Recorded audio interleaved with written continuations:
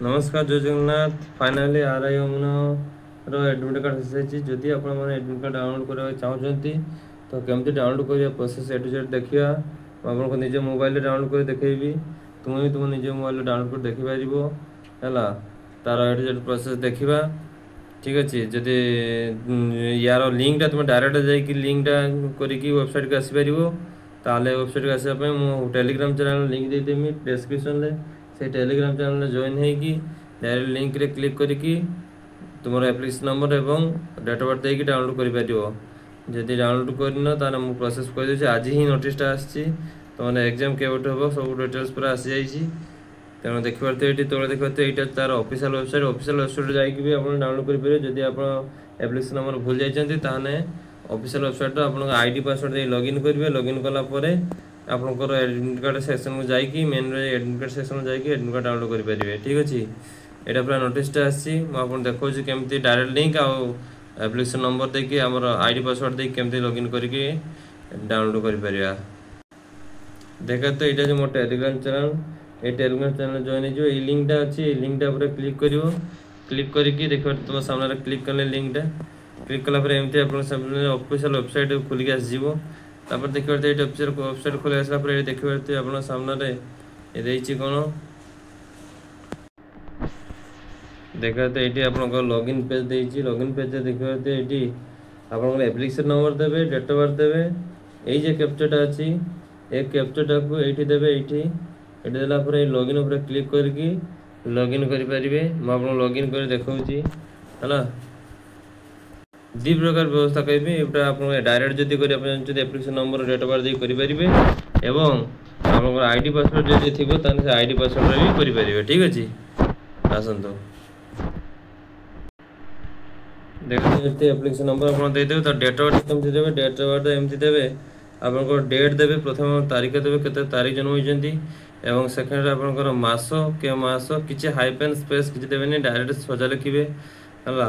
तापर के वर्ष जदि मुझे गोटे एग्जांपल लिखिदे देखूँ धर आप डेट ऑफ बर्थ 6/06/2020 है एमती लिखे धर जो आपंकर 2001 अच्छी 2001 अच्छी ताने केमती लिखे 2001 केमती देखूँ धर जो आप तारीख हूँ 1 तारीख अच्छी तो 01 है तापर धर दो 11 मास अच्छी तो डायरेक्ट 11 लिखे 2011 कि 10 1 जहाँ भी देवे जदि माने जदि एक घर माने धरा जाओ तुम दीटा संख्या थी धरा जाओ केमती देखो एमती थी जो जीरो देवेनि केमती जो 15 तारीख तो ये किसी जीरो देवे 15 मास जो थी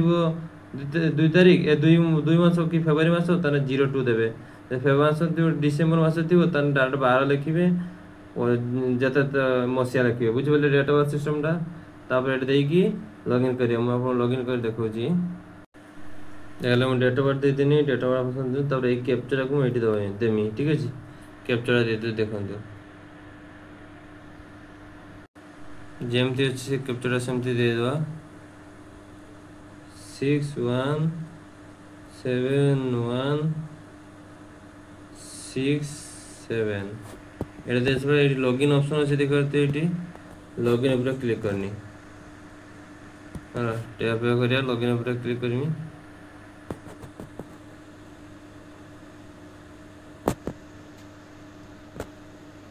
बस एमती आप सामने इंटरफेस खुली आसीगला माने पेज रा खुली आसो आप डिटेल देखिपारे तापर ये सामने देखिपारे ये एडमिट कार्ड ऑप्शन अच्छे देखिए ऊपर एडमिट कार्ड उपर क्लिक करूँ एडमिट कार्ड उपर क्लिक करूँ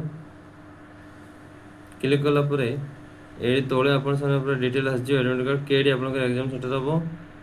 कौटी हम देखिपारे सिटी तारीख सब डिटेल मेंशन देखिए ये सिटी पड़ी ये जगार राजा किशोर चंद्र एकेडमी टेक्नोलॉजी बालेश्वर सेंटर पड़ी तो मन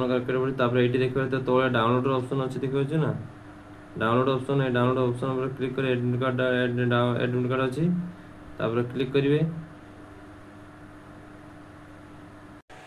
देखते आप एमती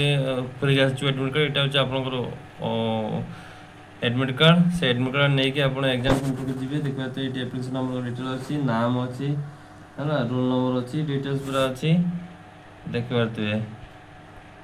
देखते पूरा डिटेल्स अच्छी नाम पूरा डिटेल्स